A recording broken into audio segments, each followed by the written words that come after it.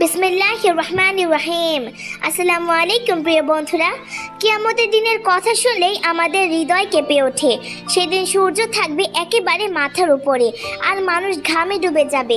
কেউ গোড়ালি পর্যন্ত, কেউ কোমর পর্যন্ত, আর কারো ঘাম মুখ পর্যন্ত পৌঁছে যাবে। ভেবে দেখুন কত ভয়ঙ্কর হবে সেই দিন। কিন্তু সেই কঠিন দিনে আল্লাহ তাআলা কিছু বিশেষ মানুষকে নিজের আরশের ছায়ায় রাখবেন।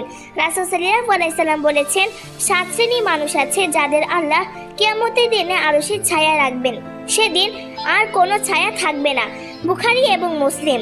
তাদের মধ্যে একজন হলেন যে মানুষ একান্তে আল্লাহকে স্মরণ করে আর চোখ থেকে অশ্রু ঝরায়, অর্থাৎ যে মানুষ গোপনে আল্লাহকে অনেক ভালোবাসে, তার ভয়ে কাঁদে।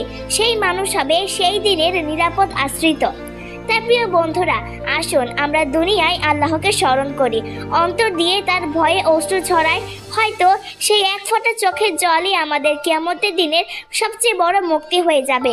আসসালামু আলাইকুম ওয়া রাহমাতুল্লাহ।